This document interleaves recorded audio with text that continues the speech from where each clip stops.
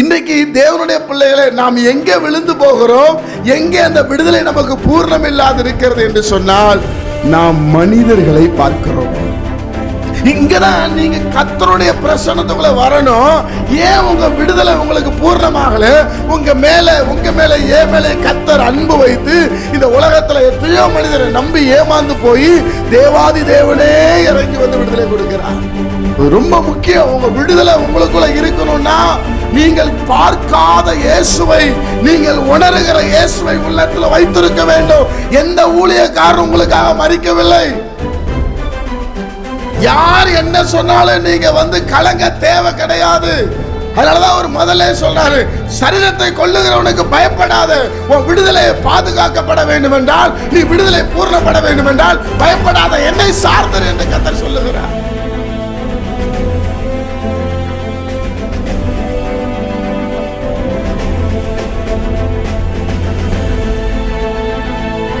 யோவான் எழுதின சுவிசேஷம் 8ஆம் அதிகாரம் 36ஆம் வசனத்தை நாம் வாசிப்போம். யோவான் 8:36. ஆகையால் குமாரன் உங்களை விடுதலையாக்கினால் மெய்யாகவே விடுதலையாவீர்கள். அல்லேலூயா, அல்லேலூயா. இது விடுதலையின் முழு இரவு ஜெபம். நம்ம ஊழியத்தினுடைய பிரதான நோக்கம் விடுதலை. ஜனங்கள் விடுதலையாக வேண்டும் என்பதை தேவன் அறிந்ததுனால தேவன் இந்த உன்னதமான ஊழியத்தை கொடுத்து, இதில் பல எழுப்புதலின் செய்தி வந்தாலும், பல ஆறுதலின் செய்தி வந்தாலும், கர்த்தர் முழுவதுமாக ஜனங்களுடைய விடுதலைக்காகவே இந்த இடத்துல பேசுவதற்கு என்னை அவர் தட்டி எழுப்புவதை நான் பார்க்க முடிகிறது. அல்லேலூயா. ஏனென்றால் பல தரப்பட்ட ஜனங்கள் வருகிறீர்கள், பலவிதமான பிரச்சனையில் வர்றீங்க. ஆனால் வசனம் சொல்லுகிறது, குமாரனாகிய இயேசு கிறிஸ்து விடுதலையாக்கினால் மெய்யாகவே விடுதலை ஆவீர்கள். அப்போ தேவனுடைய பிள்ளைகளே, என்னிடத்தில் எனக்கு ஒரு கேள்வி வந்தது. எத்தனை நாட்களாய் ஜனங்கள் வருகிறார்கள், எத்தனை செய்திகளை கேட்கிறார்கள். புதன்கிழமை தோறும் கேட்கிறார்கள், ஒவ்வொரு மாதம் அமாவாசை நாளில் கேட்குறாங்க, விடுதலை உபவாச ஜெபத்தில் கேட்குறாங்க, இரவு ஜெபத்தில் கேட்குறாங்க. இன்னும் விடுதலை ஆகலையா? அப்போ தேவனுடைய பிள்ளைகளே, பிசாசானவன் ஒவ்வொரு நாளும் ஜனங்களை ஏதோ ஒரு காரியத்தில் அடிமைப்படுத்தி கொண்டே இருக்கிறான். அதனாலதான் வசனம் சொல்லுகிறது, குமாரன் விடுதலை ஆக்கினால் மெய்யாகவே விடுதலை ஆவீர்கள். அல்லேலூயா. அப்ப குமாரன் விடுதலை ஆக்குவதற்கு எந்த ஒரு ஆட்சேபனை இல்லை. கட்டாயம் அவர் விடுதலை ஆக்குகிறார். எந்த ஒரு மனிதனையும் விடுதலை ஆகாம அவர் அனுப்பல. ஆண்டவர் ரொம்ப தெளிவா சொன்னார், நான் என் பிள்ளைகளை விடுதலை ஆக்குகிறேன், ஆனால் அந்த விடுதலையில அவங்களால நிற்க முடியல என்று சொன்னார். அல்லேலூயா. ஒரு காரியத்துக்காக வர்றீங்க, ஐயா நான் இந்த மாதிரி இருக்கிறேன், என்னை விடுதலை, கர்த்தர் உங்களை விடுதலை ஆக்குகிறார். ஏசப்பாட்ட வந்து நீங்க ஆவியில நிரம்பும் போது கர்த்தர் உங்களை விடுதலை ஆக்குகிறார். நீங்களே சொல்றீங்க, என்னை விட்டு ஒரு ஆவி விலகி போனது, இந்த கூட்டத்துக்கு வந்ததுக்கு அப்புறம் நான் சமாதானமா இருந்தேன், இந்த கூட்டத்துக்கு அப்புறம் எனக்கு அந்த பலவீனம் இல்லை, இந்த கூட்டத்துக்கு அப்புறம் அந்த வியாதி இல்லை, இந்த கட்டி மறைந்தது, இந்த பைல்ஸ் வியாதி மறைந்தது, தலைவலி மறைந்தது, இந்த கூட்டத்துக்கு வந்ததுக்கு அப்புறம் தான் எல்லாம் என்று நீங்க ஆண்டவரை மகிமைப்படுத்துறீங்க. ஆனா அந்த சுகமும் அந்த விடுதலையும் நிலை நிற்பதுக்கு வேண்டிய பலன் என்ன நம்மகிட்ட இல்லை. என் அன்பு கர்த்தருடைய பிள்ளைகளே, ஆண்டவர் என்ன விரும்புகிறார் என்றால், நீங்கள் விடுதலையாக்கப்பட்ட பின்பு நீங்கள் ஆண்டவருக்குள்ளே நிலை நிற்க வேண்டும் என்று கர்த்தர் விரும்புகிறார். அல்லேலூயா. இன்றைக்கு அதைத்தான் ஆண்டவர் உங்களோடு பேச போகிறார். நீங்க ஒரு விடுதலை ஆகிறது பெரிய விஷயம் இல்லை, கர்த்தர் உங்களை விடுதலை ஆக்கிடுவார். ஆண்டவர் அந்த மனிதனை அழைத்தார், என்ன செஞ்சார்? அவன் பேரலைஸ் பக்கவாத நோயில இருந்தான், அவனை சுகமாக்குகிறார். சுகமாக்கிட்டு அடுத்த நாள் கர்த்தர் போய் ஆலயத்தில் போய் அவனை பார்த்து சொல்றாரு, நீ சுகமானாய், இனி அதிக கேடு ஒன்று வராதபடி என்ன பண்ணாத, பாவம் செய்யாத என்று அவனை எச்சரிக்கிறார். அவன்கிட்ட போய் சொல்றாரு, உனக்கு வந்த வியாதி இந்த பாவத்தில் வந்த வியாதி, உனக்கு இந்த போராட்டம் இந்த பிரச்சனையினால வரக்கூடியது, அதனால இப்ப நான் உன்னை விடுதலை ஆக்கிட்டேன், இனி நீ அந்த காரியத்தை செய்யும் போது கவனமாயிரு என்று சொல்லுகிறார். இன்னைக்கு தேவனுடைய பிள்ளைகளாகிய நாம இந்த வசனத்தை எந்த அளவு நம்ம அதை கர்த்தருடைய நாமத்தினால ஏற்றுக்கொண்டு இருக்கிறோம்? அவர் சொல்லுகிறபடி நம்ம நடக்கிறோமா? தேவன் விரும்புகிறபடி நம்ம நடக்கிறோமா? 38 வருஷமா அவனை யாருமே பார்க்கல. 38 இயர்ஸ் படுத்த படுக்கையா இருக்கிறான். அவங்க உறவினர் இருந்திருப்பாங்க, அவங்களோட நண்பர்கள் இருந்திருப்பாங்க, ஊழியக்காரங்க இருந்திருப்பாங்க, ஆசாரியர்கள் இருந்திருப்பாங்க, லேவியர் இருந்திருப்பாங்க, எல்லாரும் இருந்திருப்பாங்க. ஆனா யாருமே அவனை கொண்டு குளத்துல விடல. அவனே சொல்லுகிறான், என்னை குளத்துல கொண்டு போய் விட ஒருவரும் இல்லை. அவனை சுகமாக்கிட்ட ஆண்டவர் அவனை சர்ச்சில் பார்த்து சொல்றாரு, இனி நீ பாவம் செய்யாது அப்படி சொல்றாரு. அப்போ தேவனுடைய பிள்ளைகளாகிய நாம ஒவ்வொரு கூட்டத்துக்கு வரும்போது ஒவ்வொரு மனிதனும் ஒவ்வொரு காரியத்தில் விடுதலையாக்கப்படுகிறோம். ஆனா இந்த விடுதலையை நாம் தக்க வைத்துக் கொள்ளுகிறோமா? அதனாலதான் பைபிள் சொல்லுது, முடிவு பரியந்த நிலையில் இருப்பவனே முடிவு பரியந்தம் என்று ஒன்று இருக்கிறது. முடிவு பரியந்தம் ஒரு காரியத்தில் நம்ம முடிவு பரியந்தம் நிற்கணும். இதை செய்ய மாட்டேன் என்று சொன்னால் அதை செய்யக்கூடாது. சொல்லுங்க. ஆமா, தேவனுடைய பிள்ளைகள் அதில் இருக்கும்போது தேவனுடைய ஆசீர்வாதத்தை பெற்றுக்கொள்ள முடியும், தேவனுடைய நன்மையை பெற்றுக்கொள்ள முடியும், தேவனுடைய கிருபை பெற்றுக்கொள்ள. சின்ன விஷயம்தான், அதை தேவன் அந்த கீழ்ப்படிதலை பார்ப்பார், அந்த பயத்தை அவர் பார்ப்பார். தேவனுடைய பிள்ளைகளே, ஆண்டவரிடத்தில் எந்த பட்சபாதம் இல்லை. அதனால தான் மார்க் எழுதின சுவிசேஷத்தில் 7ஆம் அதிகாரம் 37ஆம் வசனத்தை நீங்க வாசிக்கும் போது, மார்க் 7:37 வாசிக்கும் போது, எல்லாவற்றையும் நன்றாய் செய்தார். எதை செய்தாலும் அவர் நன்றாய் செய்தார். குருடனுக்கு பார்வளிக்கும் போது ஒரு கண்ணு சரியாகட்டும், ஒரு கண்ணு குருடாகட்டும் சொன்னாரா? இல்ல. குஷ்டரோகி சுத்தம் பண்ணும்போது கை சுத்தமாகட்டும், கால் சுத்தமாக கூடாதுன்னு சொன்னாரா? இல்ல. எல்லாவற்றையும் நன்றாய் செய்தார். எதை செய்தாலும் ரொம்ப பெர்ஃபெக்ட்டா கரெக்டா செய்தார் நம்ம ஆண்டவர். ஆனா அதை தக்க வைத்துக் கொள்வதற்கு நம்மிடத்துல பலன் இல்லை. நல்லா யோசிச்சு பாருங்களேன். எவரி வீட்டுக்கு ஆண்டவர் போறார். அந்த மகள் மரண அவஸ்தைப்படுகிறாள், சாக போகிறாள் என்று சொல்லிதான் ஜோமனை கூப்பிடுறாங்க. ஆண்டவர் வருவதுக்குள்ளாக அவள் மரித்து போயிட்டான்னு வெளிப்படையா சொல்லிட்டாங்க. ஆனா ஆண்டவர் அந்த இடத்துக்கு போய் 1-2 பேரை மட்டும் கூட்டிட்டு போய் ஜெபம் பண்ணிட்டு என்ன சொன்னாரு? இந்த மகளுக்கு ஆகாரம் கொடுங்கள் என்று சொன்னார். அப்ப என்ன அவங்க ஆகாரம் கொடுக்காம வச்சிருந்தாங்க? இல்ல. தேவன் அற்புதம் செய்வது எல்லாமே ரொம்ப கிளீனா, ரொம்ப பெர்ஃபெக்ட்டா. அதனாலதான் பைபிள் சொல்லுகிறது, அவர் எல்லாவற்றையும் நன்றாய் செய்தார். என்னெல்லாம் செஞ்சாராம் பாருங்க. செவிடர் கேட்கவும், ஊமையர் பேசவும் பண்ணினார். தேவனுடைய பிள்ளைகளே, அப்போ ஒவ்வொரு நாளும் தேவன் நம்மை விடுதலையாக்கி கொண்டிருக்கிறார். பிசாசின் பிடியில விடுதலை, பாவத்திலிருந்து விடுதலை, மரண கட்டிலிருந்து விடுதலை, கெட்ட வார்த்தையிலிருந்து விடுதலை, தீய சிந்தனையிலிருந்து விடுதலை, மாம்சத்தின் கிரியையிலிருந்து விடுதலை. தேவன் விடுதலையாக்குகிறார். நம்ம இந்த இடத்துல இருந்து கேட்கிறோம், இப்படி வாழணும், இப்படி இருக்கணும் நினைக்கிறோம். ஆனா நாம் வெளியே போய் அதை விட்டு விடுகிறோம். அதனாலதான் அவர் சொல்றாரு, இந்த ஜனங்கள் ஏற்றுக்கொள்றாங்க, கொஞ்ச நேரம் கூட என்ன பண்றதில்ல, அதை தன் இருதயத்தில் வைத்துக் கொள்வதில்லை என்று சொல்லுகிறார். தேவனுடைய பிள்ளைகளே, இன்றைக்கு ஆண்டவர் உங்களோடு பேசுகிறார். நீங்க பெற்றுக்கொண்ட விடுதலையை நீங்கள் காத்து கொள்ளுகிறவர்களாய் காணப்பட வேண்டும். ஒவ்வொரு கூடுதலை நம்ம பெற்றுக்கொள்ளுகிறோம். கர்த்தர் நம்மளை விடுதலை ஆக்குகிறார். விடுதலை ஆக்காம இல்லை. நானே நேரடியாய் பார்க்கிறேன். சிலர் வந்து சாட்சி சொல்லும் போது எனக்கே ஆச்சரியமாக இருக்கும். பிரதர், அது ஜெபம் பண்ணும் போதே நான் எனக்கு அதில் சுகமாக்கப்பட்டேன் என்று பலர் சாட்சி சொல்றாங்க, பலர் ஃபோன் பண்ணி சொல்றாங்க. எல்லாமே ஆண்டவருக்கு தான், அது மனிதனுக்கு கிடையாது. ஆனால் அதில் எந்த அளவு நிலை நிற்கிறோம்? ஆண்டவர் சொல்லுகிறபடி நடக்கிறோமா? வசனத்தின்படி நடக்கிறோமா? தேவன் சொல்லுகிறபடி ஜெபிக்கிறோமா? சங்கீதக்காரன் எழுதுகிறான், கர்த்தரிடத்தில் ஒன்றை நான் கேட்டேன், அதையே நாடுவேன், ஜீவனுள்ள நாளெல்லாம் ஆலயத்தில் தங்கியிருப்பதே நான் விரும்புகிறேன் என்று சொல்லுகிறார். தேவனிடத்தில் ஒரு பொறுத்துறையோட ஒரு விஷயத்தோடு வர்ற நாம அந்த ஒரு விஷயத்துக்காக ஜெபிக்க முடிகிறதா? இங்க வந்தோடனே ஏராளமான குழப்பம், ஏராளமான தேவை. இதை விட்டுட்டு அதுக்கு ஜெபம் பண்றது, அதை விட்டுட்டு இதுக்கு ஜெபம் பண்றது. ஆனா ஆண்டவர் அப்படி இல்லை. உங்களை என்ன நோக்கத்திற்காக கொண்டு வந்தாரோ அந்த நோக்கத்தில் விடுதலை கொடுத்து அனுப்ப விரும்புகிறார். கைத்தட்டி கர்த்தரை மகிமைப்படுத்துங்க. அல்லேலூயா. 5000 புருஷர்களுக்கு அப்பமும் மீனும் கொடுத்ததுனால 20,000 பேர் அதான் சாப்பிட்டாங்க. சீசர்கள் தனியா சாப்பிடல.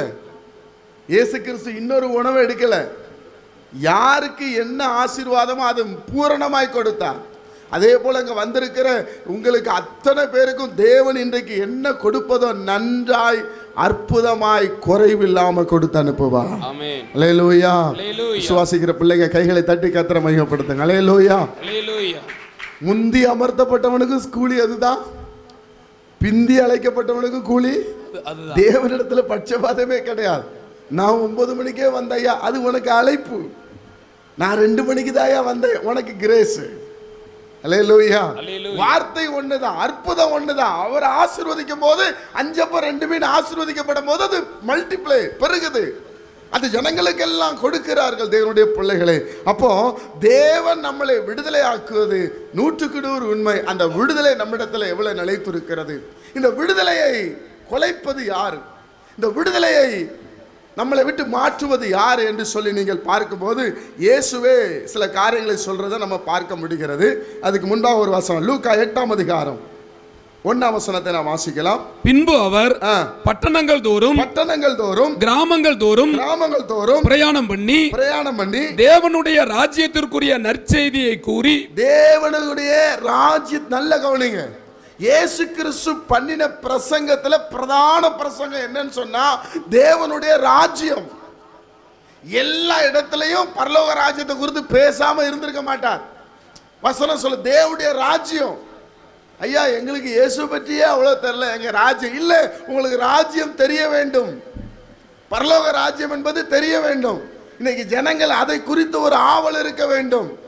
ராஜ்யத்தை குறித்து கூறி பிரசங்கித்து வந்தார். அதை சொல்லிதான் பிரசங்கிக்கிறார். அதை பிரசங்கிக்க முடிச்ச பிற்பாடுதான் அற்புதங்கள் அடையாளங்கள் நடக்கிறது. அது மாத்திரமல்ல, 12ஆம் அதிகாரம் 1ஆம் வசனத்திலிருந்து நம்ம வாசிக்கும் போது, அதே லூக்கா 12ஆம் அதிகாரம் 1ஆம் வசனத்திலிருந்து வாசிக்கும் போது, அத்தருணத்திலே அநேகமாயிரம் ஜனங்கள் ஒருவரை ஒருவர் மிதிக்கத்தக்கதாக கூடி வந்திருக்கையில், நல்லா பாருங்க, அந்த காலத்திலேயே ஆண்டவராக இயேசு உயிரோடு இருந்திருக்கும் போது அநேகமாயிரம் ஜனங்கள் ஒருவரை ஒருவர் மிதிக்கத்தக்கதான கூடி வந்திருக்கையில் அவர் முதலாவது தம்முடைய சீசரை நோக்கி, நீங்கள் மாயமாகிய பரிசேயருடைய புளித்தமாவை குறித்து எச்சரிக்கையாயிருங்கள். ஆண்டவர் சொல்லுகிறார், நீங்க முதல்ல எச்சரிக்கையாயிருங்க. எல்லா ஜனங்களை பார்த்து சொல்லுகிறார், நான் உங்களை விடுதலையாக்குவது உறுதி, நான் உங்களை விடுதலையாக்கிறது உண்மை. ஆனால் உங்களுக்கு என்ன வேணும்? எச்சரிக்கை தேவைப்படுகிறது. ஏன் எச்சரிக்கிறாரு? ஏன்னா தொடர்ந்து வாசிங்க, அந்த வசனத்தை வாசிக்கும் போது, வெளியாக்கப்படாத மறைபொருளும் இல்லை, அறியப்படாத ரகசியமும் இல்லை.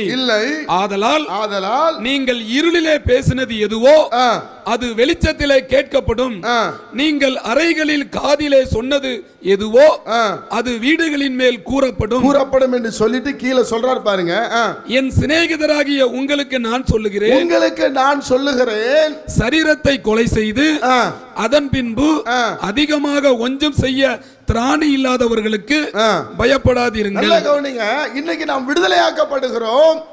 விடுதலையாக்கப்பட்ட அந்த விடுதலை பூர்ணமடையாதபடி நம்ம வாழ்க்கையில ஒரு பயம் நம்மளை ஆளுகை செய்கிறது. ஒவ்வொரு மனிதனுக்கும் இந்த பயம் வருகிறது. இவர்களுக்கு யார் மேல பயம்? பரிசேயர் சதுசேயர் மேல பயம். இந்த பரிசேயர் சதுசேயர் யார்? இவர்கள் எப்படிப்பட்டவர்கள் என்பதை ஆண்டவர் மத்தேயு சுவிசேஷத்தில் 23ஆம் அதிகாரத்தில் அவர்களை குறித்து எழுதுகிறார். மத்தேயு 23ஆம் அதிகாரம் 1ஆம் வசனத்திலிருந்து நாம் வாசிக்கும் போது, பின்பு இயேசு ஜனங்களையும் தம்முடைய சீசர்களையும் நோக்கி, வேத பாரகரும் பரிசேயரும் மோசேயினுடைய ஆசனத்தில் உட்கார்ந்து இருக்கிறார்கள். இங்கதான் விஷயமே இருக்குது.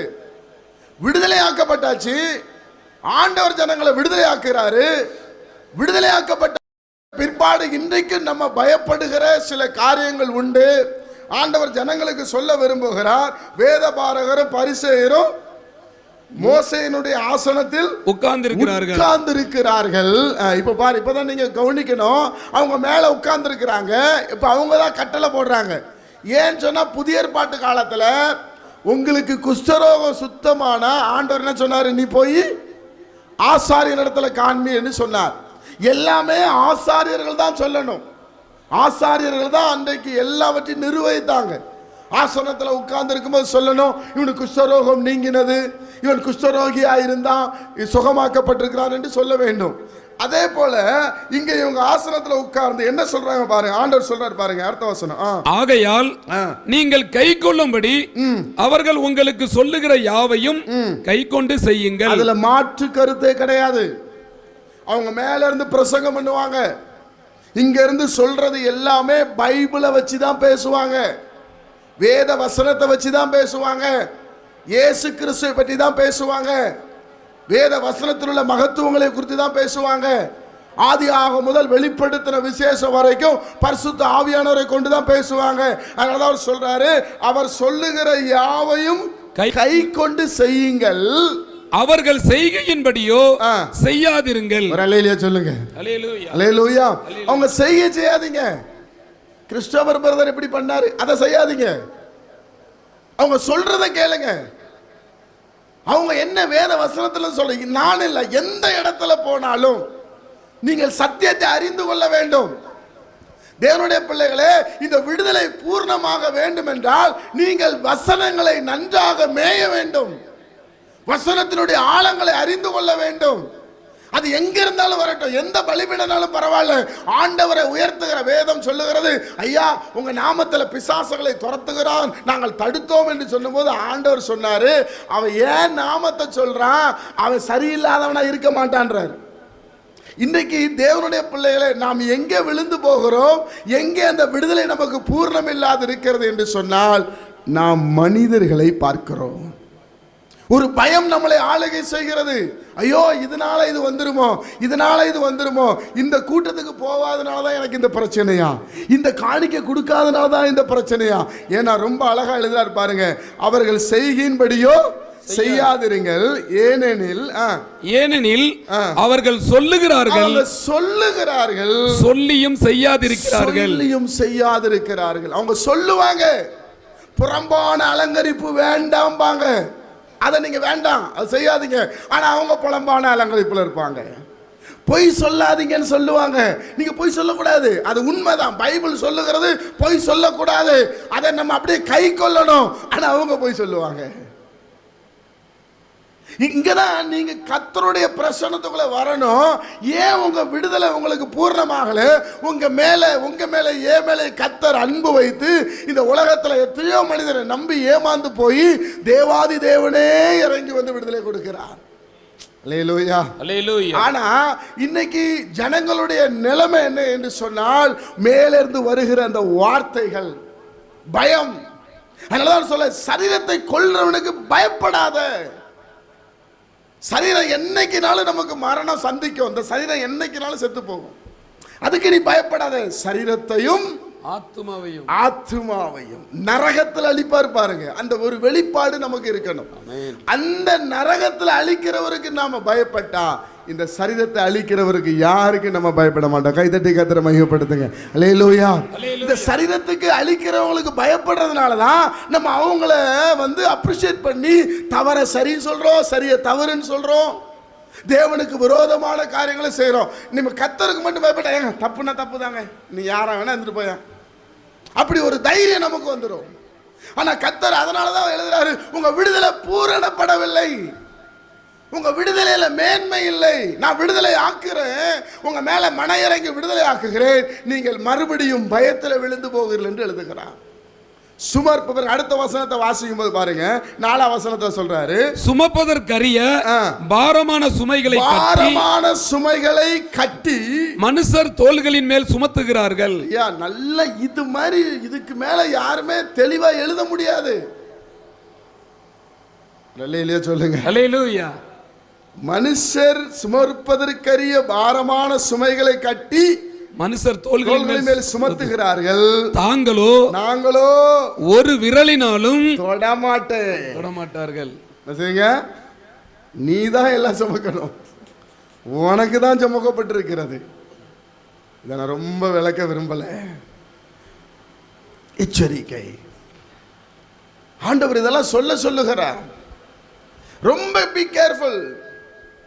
நீங்க சத்தியத்தை மேய்ந்து கொள்ள வேண்டும், சத்தியத்தை அறிந்து கொள்ள வேண்டும். புதிய ஏற்பாட்டு காலத்தில் ஆண்டவர் ரொம்ப அழகா சொல்லிட்டார், அவர்களுடைய கனிகளாலே அவர்களை அறிவீர்கள். ஊழியக்காரனுடைய கனி, ஆசாரியனுடைய கனி, சுமர்ப்பதற்கரிய பாரங்களை உங்க மேல சுமத்துவார்கள் எழுதுகிறார். தேவனுடைய பிள்ளைகளே, அப்போ கர்த்தருடைய பிள்ளைகளாகிய நாம ரொம்ப கவனமா இருக்க வேண்டிய ஒரு சூழ்நிலைக்கு நாம் தள்ளப்பட்டு இருக்கிறோம். வேத வசனத்தை அறிந்தால் மாத்திரமே நீங்க கவனமா இருக்க முடியும். யாரும் உங்களுக்கு போதிக்க வேண்டிய அவசியம் இல்லை. ஆண்டவர் ரொம்ப தெளிவா இந்த வேத புஸ்தகத்தை நமக்கு கொடுத்திருக்கிறார். இந்த வேத புஸ்தகம் ஒரு கண்ணாடியை போல நமக்கு காண்பித்து கொடுக்கிறது. நம்ம ஆலயத்துக்கு போனோம், தசமாகம் கொடுக்கிறோம், அதில் எந்த மாற்று கருத்து இல்லை. ஊழியங்களை தாங்கணும், மாற்று கருத்து இல்லை. ஊழியங்கள் செய்யணும், மாற்று கருத்து இல்லை. ஏழைகளுக்கு உதவி செய்யணும், மாற்று கருத்து இல்லை. உதவி செய்யணும், மாற்று கருத்து இல்லை. தேவனை ஆராதிக்கணும், மாற்று கருத்து இல்லை. ஆனாலும் நீங்களும் நானும் இன்னாருக்கு பயப்பட வேண்டும் என்று கர்த்தர் எழுதுகிறார். ஆனால் இன்றைக்கு கர்த்தருடைய பிள்ளைகளாகிய உங்களுக்கு சொல்லுகிறேன், எத்தனை பேர் மனிதனுக்கு பயப்படுகிறீர்கள்? மனிதர்களுக்கு பயப்படுகிறதுனால தேவனுடைய அந்த விடுதலை நம்மளிடத்தில் பூரணப்படாமல் நின்று கொண்டிருக்கிறது என்று இந்த வேதம் நமக்கு சுட்டி காண்பிக்கிறது. அது மாத்திரமல்ல, தேவனுடைய பிள்ளைகளே, இன்னும் அதிகமாக ஆண்டவர் சொல்லுகிற சில காரியங்களை நம்ம பார்க்க முடிகிறது. தேவன் இந்த ஜனங்களெல்லாம் அவர் தான் நமக்கு ஏற்படுத்தி இருக்கிறார், சொல்வதற்காக, செய்வதற்காக. அதனால தான் அவர் சொல்லிட்டாரு, நான் தான் வேத பாரகரை ஏற்படுத்தினேன், நான் தான் எல்லாவற்றையும் ஏற்படுத்தினேன், ஆனால் அவங்க சொல்றதை நீங்க கேளுங்க என்று சொல்லுகிறார். சொல்வதை நீங்க கேட்கணும். தேவனுடைய பிள்ளைகள் ஜெபத்தை கேட்கணும், வசனத்தை கேட்கணும். தேவனுடைய வார்த்தை வரும்போது நீங்க கேட்கணும். ஆனால் செய்கை ரொம்ப ரொம்ப முக்கியம். இது பிந்தின நாட்களில் என்னென்ன நடக்க போகிறது என்பதை ஆண்டவர் சொல்லுகிறார் பாருங்க. அதை 21 லூக்கா சுவிசேஷம் திருப்பிக் கொள்ளுங்க. லூக்கா 21 அதிகாரம் 36 வசனத்தை நாம் வாசிக்கும் போது எல்லாம் இது எதற்காக எழுதப்பட்டிருக்கிறது, ஏன் ஆண்டவர் இவ்வளவு அங்கலாய்ப்போடு பேசிக் கொண்டிருக்கிறார், ஏன் ஒவ்வொரு கூட்டத்திலே கர்த்தர் பேசிக் கொண்டிருக்கிறார் என்பதை நாம் அறிந்து கொள்ள முடியும். வாசிக்கலாம். ஆகையால் 36 ஆகையால் இனி சம்பவிக்க போகிற இவைகளுக்கெல்லாம் போகிற இவைகளுக்கெல்லாம் நீங்கள் தப்பி மனுஷகுமாரனுக்கு முன்பாக, நல்ல கவனிங்க, மனுஷகுமாரனுக்கு முன்பாக நிற்க பாத்திரவான்களாக எண்ணப்படுவதற்கு எப்பொழுதும் ஜெபம் பண்ணி விழித்திருங்கள் என்றார். நீங்க எல்லாம் யார்கிட்ட, நீங்களும் நானும் எங்க நிக்கணும்? மனுஷகுமாரன் இயேசு கிறிஸ்துவுக்கு முன்பாக நிற்பதற்கு உங்க வாழ்க்கையில ஒவ்வொரு நாளும் தேவைப்படுகிறது என்ன என்று சொன்னால் ஜெபம் என்று கர்த்தர் சொல்லுகிறார். கைதட்டி கர்த்தரை மகிமைப்படுத்துங்க. அல்லேலூயா, அல்லேலூயா. எதற்காக பிரியமானவர்களை இவ்வளவு வசனங்களை ஏன் கர்த்தர் சொல்ல வேண்டும்? அவர் ஒண்ணுதான் விரும்புகிறார். எல்லாம் நான் ஒரு நாள் இந்த இடத்துக்கு வருவேன், நான் வரும்போது இவர்கள் எல்லாரும் என் முன்னாடி எனக்கு பதில் சொல்ல வேண்டும். அந்த காரியத்தை கர்த்தர் சொல்லுகிறார். நீ மனிதனுக்கு பயப்பட தேவையில்லை. விடுதலை உன் வாழ்க்கையில பூர்ணமடைய வேண்டும் என்றால் மனுஷகுமாரனுக்கு பயப்பட வேண்டும். மனுஷனுக்குமாரன் இயேசு கிறிஸ்துவுக்கு பயப்பட வேண்டும், அவருடைய வார்த்தைக்கு பயப்பட வேண்டும். அவர் வரும்போது நாம் நிற்க பாத்திரமாய் நிற்க வேண்டும். இயேசு வரும்போது நீங்களும் நானும் நிற்கிறவர்களாய் இருக்க வேண்டும். அல்லேலூயா. அதைத்தான் ஆண்டவர் இந்த நாளிலே என்னிடத்தில் சொன்ன காரியம். அப்ப ஆண்டவர் முன்னாடி நிற்பதற்கு நான் என்ன செய்யணும்? இதுதான் செய்தியினுடைய சாராம்சம். ஆண்டவர் முன்பாக நான் நிற்கணும். எல்லாருக்கும் ஆசை இருக்கு, இயேசு வரும்போது நான் நிற்கணும், இயேசு வரும்போது நான் நிற்கணும். இயேசு வருவார், மேகங்களின் நடுவே வருவார். இயேசு ராஜாவாய் வருவார், நியாயாதிபதியாய் வருவார். அவர் வருவார், அவரை பார்க்கணும், அவர் மேல ஆசையா இருக்கு. ஐயோ இயேசு வரப்போகிறார், ஐயோ இயேசு வரப்போகிறார். எந்த பிள்ளைகள்லாம் தேவனோடு வாழ்கிறார்களோ அவர்களெல்லாம் கட்டாய இயேசு வருவதை விரும்புவார்கள். ஆனா எல்லாரும் நிற்க முடியுமா? அதுக்கு தான் சில காரியங்களை எழுதுகிறார். நான் என்ன செய்ய வேண்டும், என்ன செய்ய வேண்டும்? வாசிக்கலாம். முதலாவது லூக்கா சுவிசேஷம் 21 அதிகாரம் 9 வசனத்தை 19 வசனத்தை நாம் வாசிக்கலாம். உங்கள் பொறுமையினால் உங்கள் ஆத்துமாக்களை காத்துக்கொள்ளுங்கள். முதலாவது நீங்க பொறுமையாயிருக்க வேண்டும். தேவனுடைய பிள்ளைகளே, ஆண்டவர் கொடுத்திருக்கிற விடுதலையை காப்பதற்கு உங்களுக்கு என்ன தேவை? பொறுமை தேவை, நிதானம் தேவை. அவசரப்படக்கூடாது. வியாபாரம் என்ன வேணா நஷ்டம் அடையட்டும், நம்ம விட்டு சொத்து போகட்டும், புகழ் போகட்டும், பேர் போகட்டும், என்ன வேணாலும் போகட்டும். யோபு வாழ்க்கையில எல்லாமே போனது, பொறுமை இருந்தது. தேவன் இரட்டத்தனையாய் கொடுத்தார். அவர் என்ன சொல்லுகிறார்? உங்க ஆத்துமாக்களை பொறுமையோடு நீங்கள் காத்துக்கொள்ளுங்கள். தேவன் நம்மளை நாசியின் சுவாசத்தை ஊதினாரே, ஆதியாகம புத்தகத்தில் நாம் வாசிக்கும் போது அவன் ஜீவாத்துமாவானான் என்று சொல்லப்பட்டிருக்கிறது. உங்கள் ஆத்துமாவை நீங்கள் காத்துக்கொள்ள வேண்டும். பெற்றுக்கொண்ட அபிஷேகத்தை காத்துக்கொள்ள வேண்டும், பெற்றுக்கொண்ட விடுதலையை காத்துக்கொள்ள வேண்டும். தேவன் விரும்புகிறார், நான் கொடுத்துட்டேன், நான் விடுதலை கொடுத்துட்டேன், நீ காத்துக்கொள்ள வேண்டும். மறுபடியும் அந்த சிக்கலுக்குள்ள என்னை மாட்டக்கூடாது. ஒரு முறை வாங்கிட்ட கடன், உன்னை கடனை அடைக்க நான் கிருபை செய்து விட்டேன், மறுபடியும் அந்த சிக்கலுக்குள்ளே மாட்டக்கூடாது.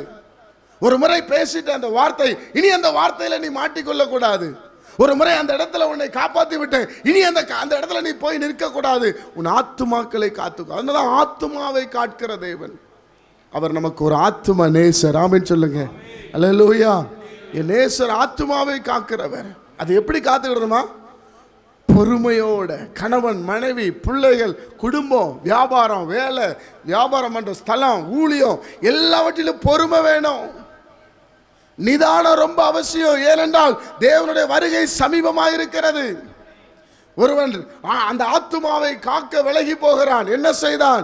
அவன் சம்பாதித்தான், சொத்துக்களை சேர்த்தான், களஞ்சியங்களை இடித்தான், மேலும் மேலும் மேலும் குவித்தான். கர்த்தர் இறங்கி வந்தார், மதிகேடனே என்று சொன்னார். இன்று இரவு உன் ஆத்துமா உன்னிடத்தில் இல்லை என்றால் இது யாருடையதாகும் என்று சொன்னார். அப்போ இந்த ஆத்துமாவை காத்து கொள்ள வேண்டும். இயேசு வருகிறார். என்னுடைய விடுதலை, நான் பெற்றுக்கொண்ட விடுதலையை, பாவத்தில் இருந்தேன், சாபத்தில் இருந்தேன், மரண கட்டில் இருந்தேன், கெட்ட வார்த்தை பேசினேன், சினிமாவுக்கு அடிமைப்பட்டிருந்தேன், கிரிக்கெட்டுக்கு அடிமைப்பட்டிருந்தேன், ஐயோ என் வாயில வர்ற வார்த்தையெல்லாம் கெட்ட வார்த்தை, இனி நான் அதில் மாட்டிக்கொள்ள மாட்டேன். விடுதலை, இனி அதில் நான் மாட்டிக்கொள்ள மாட்டேன். என் ஆத்துமாவை நான் காத்துக்கொள்ள பொறுமையினால் காத்துக்கொள்ள வேண்டும். தேவனுடைய பிள்ளைகளே, ஆண்டவர் எப்படி ஜட்ஜ் பண்றார் தெரியுமா? இந்த வசனம் ரொம்ப ரொம்ப ஆழமான சில காரியங்கள் இருக்கிறது. நீங்க உங்க ஆத்துமாவை காத்துக்கொள்ளுங்க, ஒன்றும் அள்ளிட்டு போக மாட்டோம். நான் சொல்றேன், கர்த்தருடைய வருகை வரப்போகிறது. ஆமென் சொல்லுங்க. அல்லேலூயா. இல்லைன்னா உண்மையை சொல்றேன், இந்த மாதிரி நைட்லாம் உட்கார்ந்து ஜெபிப்பதற்கு கர்த்தர் ஒரு பெரிய பாக்கியத்தை கொடுத்திருக்கிறார். இது ஒரு பெரிய பாக்கியம் தேவன் நம்ம கொடுத்திருக்கிறார். இரவில் அவருடைய வார்த்தையை கேட்டுக்கொண்டிருக்கிறோம். உங்க ஆத்துமாவை காத்துக்கொள்ளுங்க. அவர் ஆத்துமாக்களின் தேவன். நமக்கு ஒரு ஆத்துமா இருக்குது, அதுக்கு தீனி வேணும், அதுக்கு வசனங்கிற பலன் வேணும். அது வசனத்தினால தான் நிரம்பும். ஏன்னா அந்த ஆத்துமாவை கொடுத்தவர் கர்த்தர். மனிதனை மண்ணினால உண்டாக்கி, எல்லாம் சரீரம் மண்ணுக்கே போயிடும், ஆத்துமா தேவனோடு இருக்கும். அப்ப இது ரொம்ப முக்கியம். அதனாலதான் அவர் சொல்ல, ஆத்துமாவை நீ பொறுமையா காத்துக்கோப்பா, நான் வரும்போது அதுதான் பதில் சொல்லும். அப்படி சொல்லிட்டு தான் அந்த அதிகாரத்தில் அவர் எழுதுகிறார். முதல்ல பாருங்க, அந்த 21ஆம் அதிகாரம் 1ஆம் வசனத்தில் நம்ம வாசிக்கும் போது ஆண்டவர் அங்கே சொல்ல வருகிற காரியத்தை நான் சொல்லுகிறேன். அவர் கண்ணேறிட்டு பார்த்தபோது ஐஸ்வர்யவான்கள் காணிக்கை பெட்டியிலே தங்கள் காணிக்கைகளை போடுகிறதை கண்டார். இது 21ஆம் அதிகாரம் அவருடைய வருகை குறித்து பேசும்போது இதை சொல்ல வேண்டிய ஒரு கட்டாயம் ஆண்டவருக்கு இருக்கிறது. இன்னைக்கு நான் காணிக்கை கொடுத்துட்டா எனக்கு பலி சரியாயிரும், நான் அந்த சர்ச்சை கட்டி கொடுத்தா சரியாயிரும், அப்படி அல்ல. இப்ப ஆண்டவர் எங்க உட்கார்ந்திருக்கிறாரு சொல்லுங்க? காணிக்கை பெட்டி முன்னாடி உட்கார்ந்திருக்கிறார். ஒரு அல்லேலூயா சொல்லுங்க. அல்லேலூயா. இதுல இருந்து புரிஞ்சுக்கிட முடியுது, இவர் காணிக்கை பெட்டி வச்சிருந்திருக்கிறாங்க. காணிக்கை பை வச்சிருந்தாங்கன்னு சொல்லப்பல, என்ன பண்ணிருக்காங்க? பெட்டி இருந்திருக்கு. அதனால அதை கன்ஃபார்ம் பண்ணிக்கலாம். சரியா? ஓகே. அடுத்த வசனம், 2ஆம் வசனம். ஒரு ஏழை விதவை அதிலே 2 காசை போடுகிறதையும் கண்டு இந்த ஏழை விதவை மற்ற எல்லாரை பார்க்கிலும் அதிகமாக போட்டாள் என்று மெய்யாகவே உங்களுக்கு சொல்லுகிறேன். ஏன் இது ஆண்டவர் சொல்ல வேண்டும்? யோசிச்சு பார்த்திருக்கீங்களா? ஏன் ஆண்டவர் அதை சொல்லணும்? அப்ப ஆண்டவருக்கு கொடுக்கணுங்கிறது ஆதியாகம புத்தகத்திலிருந்தே கொடுக்கப்பட்ட ஒரு சட்டம். அதனால ஜனங்கள் ஆண்டவர் கொடுத்து கொண்டு இருக்கிறாங்க. ஆனா இந்த இடத்துல ஆண்டவர் அதை கோடிட்டு காண்பிக்கிறார். கடைசி வருகை குறித்து பேச போகிறார். ஆத்துமாக்களை காத்துக்கொள்ளணும். முதல் காரியம் பாருங்க, அடுத்த வசனம். அவர்கள் எல்லாரும் தங்கள் பரிபூரணத்திலிருந்து எடுத்து தேவனுக்கு என்று காணிக்கை போட்டார்கள். இவளோ தன் வறுமையில் இருந்து தன் ஜீவனத்திற்கு உண்டாயிருந்தவை எல்லாம் போட்டுவிட்டாள் என்றார். அல்லேலூயா. இப்ப முதல் ஜட்ஜ்மெண்ட் அவர் பார்க்காரு. அவன்கிட்ட இருக்கிறத எடுத்து போடுறான், இவன்கிட்ட இருக்கிறத அவ்வளவுதான் போடுறான். தேவன் அங்க ஜட்ஜ் பண்றாரு. இவ்வளவுதான் இருக்குது, வேற காசே கிடையாது. அவள் வேற அடுத்த செக்ஷனுக்கு, அடுத்த நிலைமைக்கு காசு இல்லை.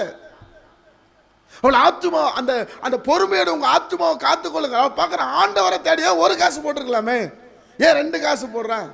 ஒரு காசு வைத்திருக்கலாமே, அடுத்த நேர சாப்பாட்டுக்கு, அடுத்த வேற வைக்கல.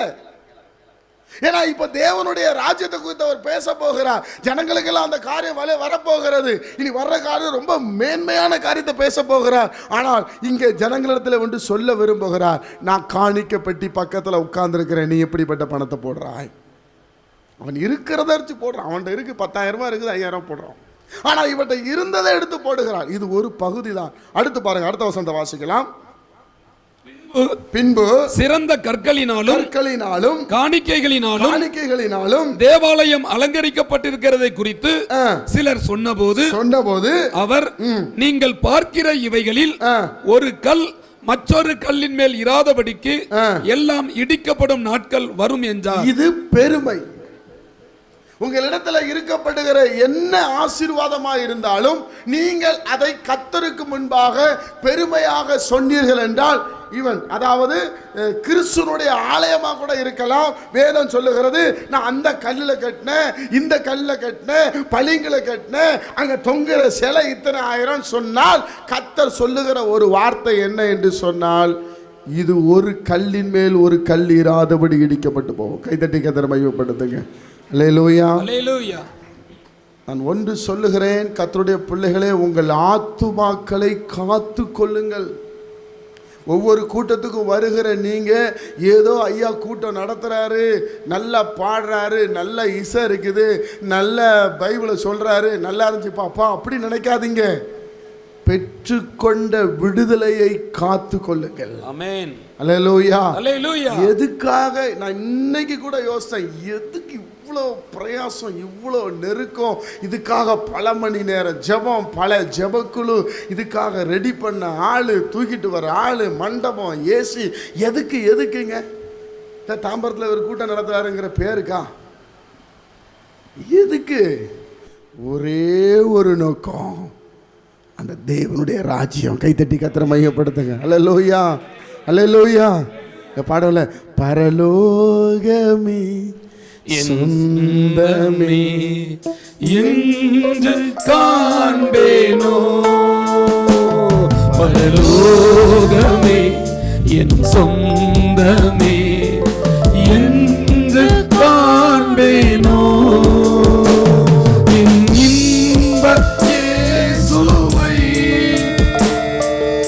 என்று காண்பேனோ, பரலோகமே என் சொந்தமே என்று காண்பேனோ. அவங்க சொல்றாங்க, இதெல்லாம் நான் சம்பாதிச்சது, இதெல்லாம் நான் வாங்கினது, இது நான் கட்டின சர்ச்சு, இது நான் கட்டின பொருள், இது நான் வாங்கின மைக்கு, இது நான் வாங்கின ஸ்பீக்கு, எவ்வளோ நல்லா இருக்கு. ஆண்டவர் இதெல்லாம் உடஞ்சு போகும். அல்லேலூயா. இந்த ஆத்துமான்னு ஒன்று இருக்கு பாரு, அதனால தான் இன்னைக்கு நம்ம அது ஜெபம் பண்ணோம். ஒரு ஆத்துமாவுக்கு ஈடு இந்த உலகத்தில் என்ன கொடுத்தாலும் ஈடாகாது. கைத்தட்டி கர்த்தரை மகிமைப்படுத்துங்க. அல்லேலூயா. இதை விட பொருள் அதிகமாக நேசிக்காதீங்கன்னு சொல்றார். முதலாவது நீ கொடுக்கிற காணிக்கை சொல்றாரு. ரெண்டாவது, நீ வச்சிருக்கிற பொருளை ரொம்ப பெருசா பேசாத, நீ போட்டிருக்கிற ட்ரெஸ்ஸை ரொம்ப பெருசா பேசாத. உங்க வேலை வச்சிருக்க ஒரு ஆளை வச்சிருக்கலாம், கூடாரம் வைத்திருக்கலாம், இதெல்லாம் இது நீ சொல்லாத. ஒரு மேல் ஒரு கல் இருக்காது. எதையுமே பேசாதீங்க. நான் கட்டின வீடு பேசாதீங்க, இடிஞ்சு விழுந்துரும். அல்லேலூயா. இதுதான், இந்த மாதிரி நம்ம பைபிள் படி நடந்தா நம்ம விடுதலை ஒரு நாள் வேஸ்டா போகாது. ஒரு ஆமென் சொல்லுங்க. அல்லேலூயா. சொல்ல பழகுங்க. இது இப்படி தான் சொல்லி கொடுக்கணும். சும்மா உங்களை ஆறுதல் படுத்தி விடுதலை, அதெல்லாம் விடுதலை ஆயிடுவாரு. எதையுமே மேன்மை பாராட்டாதீங்க. மேன்மை பாராட்டுகிறவன், சத்தமா சொல்லுங்க, நீங்க எல்லாம் சொல்லுங்க, மேன்மை பாராட்டுகிறவன். இன்னும் இவ்வளவுதான் சத்தமா, மிச்சம் எல்லாம் தூங்குறீங்களா? மேன்மை பாராட்டுகிறவன் பத்தாது, மேன்மை பாராட்டுகிறவன். அல்லேலூயா.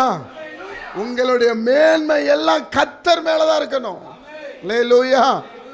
ஆமா, அவர்களோ முறிந்து விழுந்தார்கள், நாங்களோ நிமிர்ந்து நிற்கிறோம். யாரு? கர்த்தரை சொல்றவங்க தான். ஆமென் சொல்லுங்க. அல்லேலூயா. நீங்க எதெல்லாம் மேன்மையா நினைக்கிறீங்களோ அதெல்லாம் உடைச்சிருவாரு. அதான் சொன்னோம். பக்கத்தில் கைப்பிடி சொல்லுங்க, எதை மேன்மையா நினைக்கிறீங்க அது உடஞ்சு போயிடும்.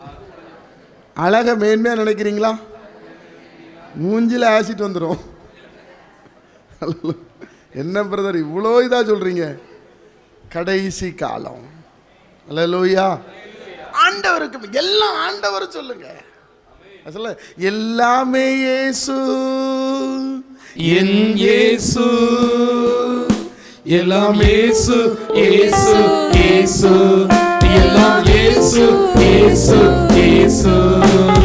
இயேசுவால் பிடிக்கப்பட்டவன், அவர் இரத்தத்தால் கழுவப்பட்டவன். நான் இயேசுவால் பிடிக்கப்பட்டவன், அவர் இரத்தத்தால் கழுவப்பட்டவன். எனக்கென்று எதுவும் இல்லை, இப்பூமி சொந்தமில்ல.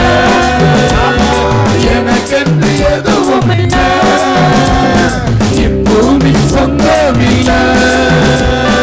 எல்லாமே இயேசு, என் இயேசு,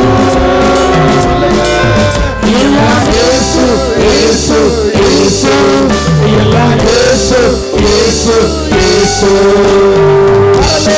தாய் வீடு அதை தேடி நீ ஓடு, பரலோக தாய் வீடு அதை தேடி நீ ஓடு. ஒருவரும் அழிந்து போகாமலே, ஒருவரும் அழிந்து போகாமலே, தாயகம் வர வேண்டும் தப்பாமலே, நம்ம தாயகம் வர வேண்டும் தப்பாமலே. இயேசுவால பிடிக்கப்பட்டவன், அவர் இரத்தத்தால் கழுவப்பட்டவன். இயேசுவால பிடிக்கப்பட்டவன், அவர் இரத்தத்தால் கழுவப்பட்டவன். எனக்கென்று எதுவும் இல்லை, இப்பூமி சொந்தமில்லை. எனக்கென்று எதுவும் இல்லை, இப்பூமி சொந்தமில்லை. எல்லாமே இயேசு, என் இயேசு, எல்லாம் இயேசு, இயேசு, இயேசு, எல்லாம் இயேசு, இயேசு, இயேசு.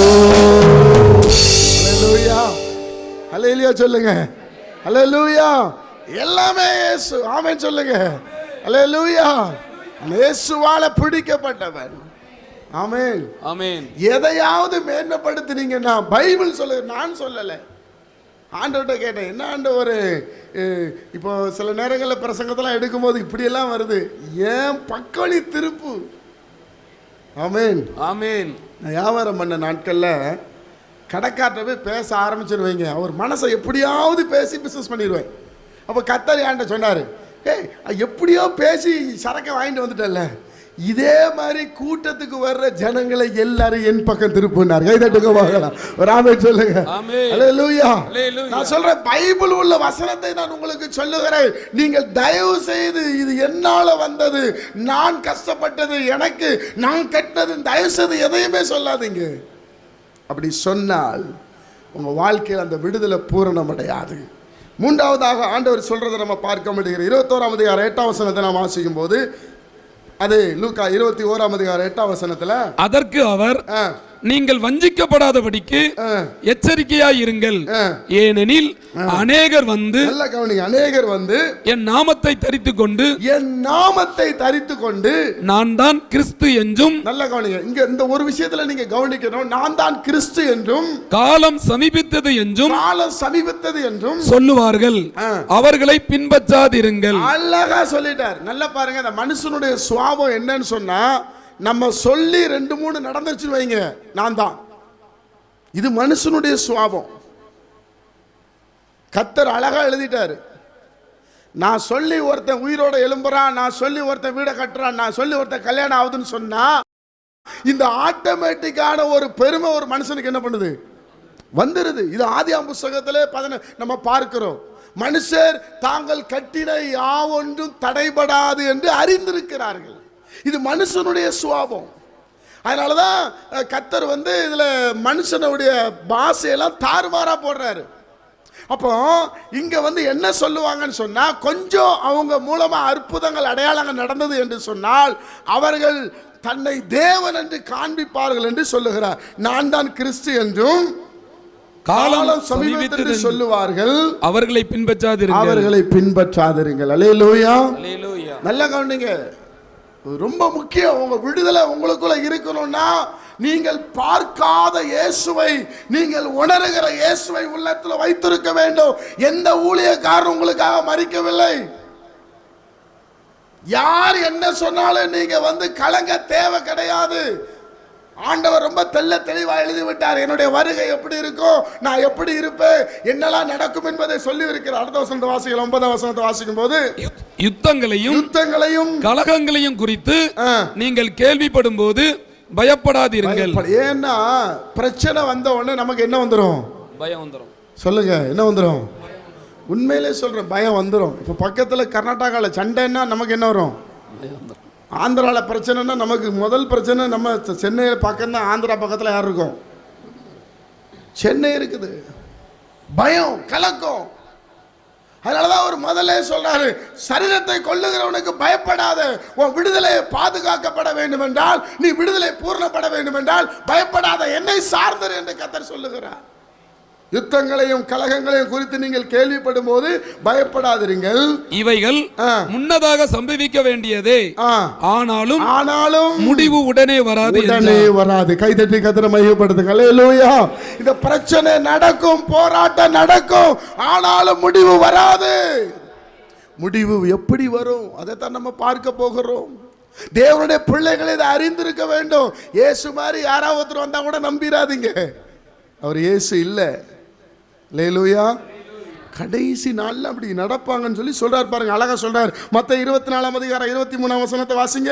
மத்தேயு 24ஆம் அதிகாரம் 23ஆம் வசனத்துல அவர், அப்பொழுது இதோ கிறிஸ்து இங்கே இருக்கிறார், அதோ அங்கே இருக்கிறார் என்று எவனாகிலும் சொன்னால் நம்பாதேயுங்கள். ஏனெனில் கள்ள கிறிஸ்துகளும் கள்ள தீர்க்கதரிசிகளும் எழும்பி கூடுமானால் தெரிந்து கொள்ளப்பட்டவர்களையும், யாரு? நீங்களும் நானும். கர்த்தர் உங்களை தெரிந்து கொண்டார். இவ்வளவு வைராக்கியமா இருக்கிற, இவ்வளவு வெறியா இருக்கிற ஆண்டவருக்காக கிறிஸ்துவின் அன்பை விட்டு பிரிப்பவன் யார் என்று சொல்லுகிற தெரிந்து கொள்ளப்பட்டவர்கள் வஞ்சிக்கப்படத்தக்க பெரிய பெரிய அற்புதங்களை செய்வார்கள். அந்த நாட்கள் வந்திருக்கிறது. சொல்ற பாலாசின்னு சொல்லக்கூடிய ஒரு தேவ மனிதன் நல்ல வல்லமையாய் பயன்படுத்தப்பட்டார். அவருடைய பிந்தின ஹிஸ்டரியில் அவர் எழுதுறாங்க, கடைசியில் என்ன சொன்னார் தெரியுமா? நான் தான் கிறிஸ்துன்னு சொல்லிட்டாரு. எனக்கு மரணமே இல்லைன்ட்டார். ஏன்னா மனுஷன் மூலமா அவ்வளவு மகிமையான காரியம் நடக்கும். இங்க நிற்கிற நானும் சரி, இன்னும் விசுவாசிக்கிற நீங்களும் சரி, உங்க மூலமாய் மரித்தவர்களை தேவன் எழும்ப பண்ணுவார். அல்லேலூயா. அப்போ நீங்க இப்பவே சொல்லுவீங்க, நான் நினைச்சதெல்லாம் நடந்துரும் பிரதர். பெருமை உங்களுக்கே தெரியாது. நான் அதனாலதான் கர்த்தர் சொல்ல விரும்புறாரு, உன்னை அறியாமலே ஒரு பெருமை உன்னை ஆளுகை செய்யும். என்னை யாரும் கேட்க முடியாது, என்னை யாரும் பதில் பேச முடியாது, நான் நினைச்சதெல்லாம் நடக்கும் என்கிற ஒரு குருட்டுத்தனமான தேவனை விட்டு பின்வாங்கி போகிற காரியம் நடந்துரும். அவர் அதான் எழுதுறாரு. வாசிங்க அந்த வசனத்தை தொடர்ந்து வாசிக்கும் போது, வஞ்சிக்கத்தக்க பெரிய அடையாளங்களையும் அற்புதங்களையும் செய்வார்கள். இதோ முன்னதாக உங்களுக்கு அறிவிக்கிறேன். முன்னாடியே சொல்றார் ஆண்டவர், யார் என்ன செய்தாலும் நீங்க நம்பாதீங்க, உங்க விடுதலையை காத்து கொள்ளுங்க. கள்ள கிறிஸ்துக்கள் எழும்புவார்கள், கள்ள தீர்க்கதரிசிகள் எழும்புவார்கள். நீங்க வஞ்சிக்கப்படும். கண்ணு முன்னாடியே பணத்தை பெருக பண்ணி காட்டுவாங்க, உங்க கண்ணு முன்னாடியே சில அற்புதங்களை செய்வாங்க. கடைசியில் பார்த்தா நான் தான் இயேசுன்னு சொல்லுவாங்க. நம்பாதீங்கன்றாரு. ஏன்னா கடைசி காலம். எப்படியாவது எனக்கு அற்புதம் நடந்துராதா, எப்படியாவது அதிசயம் நடந்துராதா, எப்படியாவது என் வீட்டை கட்டிட மாட்டேனா, எப்படியாவது மேன்மை வந்துராதா. நீங்கள் ஏமாந்து போகாதீர்கள், உங்கள் ஆத்துமாவை காத்து கொள்ளுங்கள் என்று சொல்லுகிறார். ஆமென். அல்லேலூயா. அல்லேலூயா. தேவனுடைய பிள்ளைகளே ரொம்ப கவனம். அடுத்த வசனம் வாசிக்கலாம். ஆகையால் இதோ வனாந்தரத்தில் இருக்கிறார் என்று சொல்வார்களானால் புறப்படாதிருங்கள். இதோ அறை வீட்டுக்குள் இருக்கிறார் என்று சொல்வார்களானால் நம்பாதிருங்கள். ஐயோ, இயேசு கிறிஸ்து மெர்சி பார்ட்டியாளுக்கு வந்திருக்கிறார் என்றால் நம்பாதிருங்கள். இயேசு கிறிஸ்து கிறிஸ்தவர் வீட்டுக்குள்ள இருக்கார், நம்பாதிருங்கள். இல்ல வந்திருப்பாருங்க, அவர் ரொம்ப ஜெபம் பண்றாரு, நம்பாதீங்க. பக்கத்துல நம்பாதீங்க ஐயா, ஐயா சொன்னாருன்னு சொல்லிட்டு நம்பாதீங்க ஐயா. அல்லேலூயா. அல்லேலூயா. அவர் எப்படி வருவார்? பைபிள் அழகா சொல்லுது இல்ல, எப்படி வருவார்? மேகங்களின் நடுவே வருவார். ஆமென் சொல்லுங்களேன். ஆமென். அல்லேலூயா. ஆமென். ஏன் இதெல்லாம் சொல்லிக்கிட்டே இருக்கோம்? மறந்துரும். எப்போ பார்த்தாலும் நம்ம ஒரு ஒரு ஒரு டார்கெட்லேயே ஓடுறோம். இந்த கூட்டத்துக்கு போனால் நமக்கு என்ன கிடைக்கும், இந்த கூட்டத்துக்கு போனால் என்ன கிடைக்கும், இந்த கூட்டத்துக்கு அப்புறம் ஒரு 400 ஸ்கொயர் ஃபீட்டில் வீடு கட்டினேன், இந்த கூட்டத்துக்கு போனால் 500 ஸ்கொயர் ஃபீட்டில் வீடு கட்டினேன். இப்படியே தான் போயிட்டு இருப்போம். இயேசு கிறிஸ்து வருகிறதோ அவர் இருக்கிறதோ நமக்கு என்ன பண்ணாது. ஆனால் உண்மையிலே சொல்றேன், நான் விசுவாசிக்கிறேன், இயேசு வரப்போகிறார். கை தட்டுங்க பார்க்கலாம். ஒரு ஆமென் சொல்லுங்க. இதோ சீக்கிரமாய் வருகிறேன் என்று சொல்லுகிறார். எப்படி இருக்குமா பாருங்க, வாசிக்கலாம். அந்த நாள்ல 30ஆம் வசனத்தை வாசிங்க. அப்பொழுது மனுஷகுமாரனுடைய அடையாளம் வானத்தில் காணப்படும். பாருங்க ஏங்க, இதெல்லாம் ஆணி அடிச்சு உள்ள புதைச்சு வைங்க. ஏன்னா நம்மெல்லாம் வஞ்சிக்கப்படுற ஜனம். யார் என்ன சொன்னாலும் கேட்டுருவோம். நமக்கு ஒண்ணு நடக்கணும்னா யார் என்ன சொன்னாலும் என்ன பண்ணிடுவோம், கேட்டுருவோம். ரலையிலே சொல்லுங்க சொல்லுங்க. நான் பேசல, இது ஆவியான சொல்றாரு. ஏன்னா நம்ம அவ்வளோ இதை வஞ்சிக்கப்பட்டுருவோம். ஏன்னா நமக்கு அற்புதம்னா அவ்வளோ சந்தோஷம். இலவசமா எங்கன்னா காசு வந்துச்சுன்னா அதை விட ஓடுறது நம்மள மாதிரி யாரும் இருக்க மாட்டாங்க. லேலியா சொல்லுங்க. ஹல்லேலூயா. ஹல்லேலூயா. ஹல்லேலூயா. ஒரு சர்டிபிகேட் வேண்டாங்க, ஒன்றும் வேண்டாங்க. நீங்க வந்து அரை மணி நேரம் உட்காருங்க, உங்களுக்கு 20,000 ரூபாய் தரேன்னா போய் உட்காந்துருப்போம். அவன் கொடுக்க மாட்டான். உன்னை கரெக்டாக சர்டிஃபிகேட்டை வாங்கி செக்கு புக்கை வாங்குறோம் கொடுப்பான். நம்ம எத்தனையோ சிஸ்டருங்க போய் உட்காந்து வெறும் ஒரே ஒரு சாம்பார் சாதத்துக்கு உட்காந்து வந்திருக்காங்க. எதுக்கு? இயேசு கிறிஸ்துனுடைய வருகை வரப்போகிற, அதில் மாற்று கருத்து இல்லை. இப்போத்திலிருந்தே கர்த்தர் உங்களை ஆயத்தப்படுத்துகிறார். வேற எதுக்கு ஆயத்தப்படுத்தணும் உங்களை? எதுக்கு இந்த கூட்டம் சொல்லுங்க? எதுக்கு? இயேசுவோட வாழ்வதற்கு. ஆமென் சொல்லுங்க. வாசிங்க. அடையாளம் எங்க காணப்படும்? வானத்தில். கைகளை வச்சு சொல்லுங்க, வானத்துல காணப்படுமா? ஆமென் சொல்லுங்க.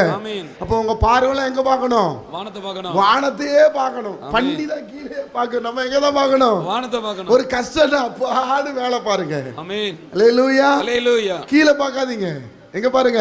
வானத்தை பார்க்கணும். வானத்தை. இயேசு வந்துட்டார், இயேசு வந்துட்டார், உடனே வானத்தை பாருங்க. வந்துட்டாருன்னா அவர் இப்ப வரணும் இல்லைங்க. அவர் இப்போ ஒரு ஊழியக்கார வீட்டுக்கு வந்திருக்காராம், வரவே மாட்டாரு. ஆமென். ஏன் வந்து போயிடாதீங்க.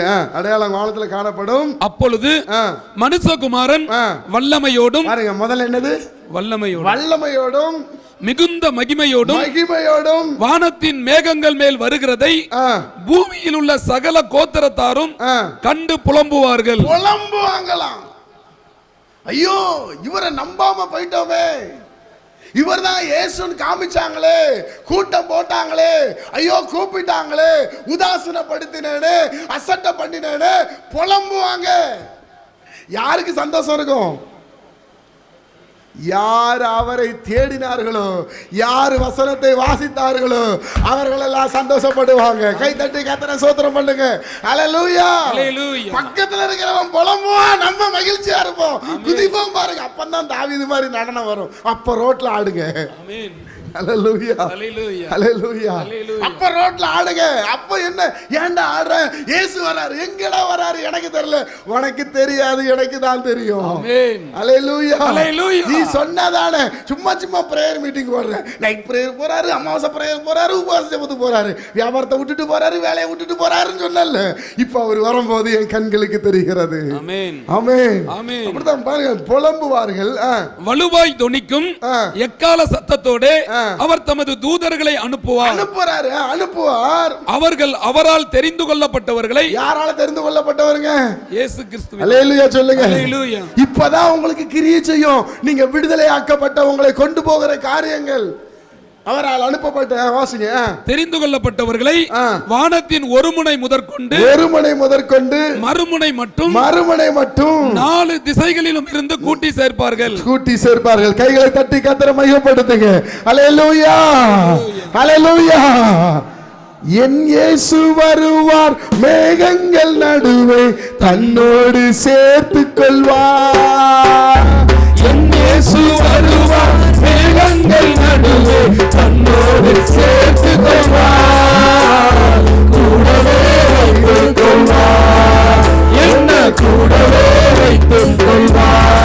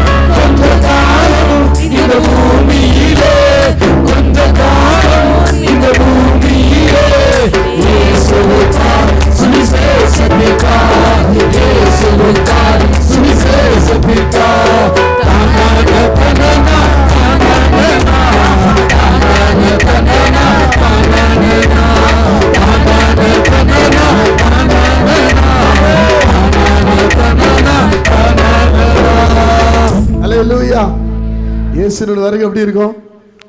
அப்படியே நமக்கு சந்தோஷம், எவ்வளோ பெரிய சந்தோஷம். எனக்கு உண்மையிலே சொல்கிறேன், ஆமே சொல்லுங்க. அல்லேலூயா.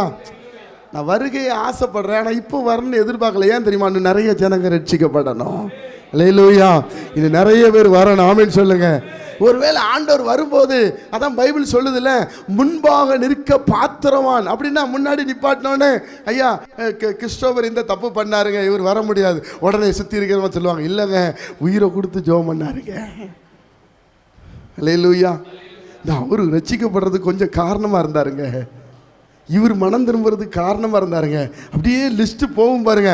இந்த பக்கம் பாவ லிஸ்ட்டு, இந்த பக்கம் புண்ணிய லிஸ்ட்டு. புண்ணிய லிஸ்ட்டு இவ்வளோ வந்தவொடனே சரி உடனே உள்ளே சேர்த்துக்கிறேன், கை தட்டி கத்திர மையப்படுத்துங்க. அல்லேலூயா. உங்களுக்கு ஒரு 5 இடத்துலையும் ஜெப கூட்டம் நடத்துங்க, கை தட்டுங்க பார்க்கலாம். ஒரு ஆமேன் சொல்லுங்க. கர்த்தர் அதுக்கு தான் கொடுத்துருக்கிறார். ஆமேன். நாளைக்கு நியாய தீர்ப்பு போய் நீங்க நிற்கும் போது சொல்லுவாங்க, இவங்க ஒரு இடத்துல கூட்டம் நடந்துச்சு, ஒரு இடத்துல ஞானஸ்தானம் கொடுத்தோம், ஒரு இடத்துல இயேசுவை பத்தி சொன்னோம், ஒரு இடத்துல ஆண்டவருடைய ராஜ்யத்தை பத்தி பேசுனாங்கன்னு சொன்னா மாத்திரமே நீங்க அவர் முன்னாடி நிற்க முடியும்.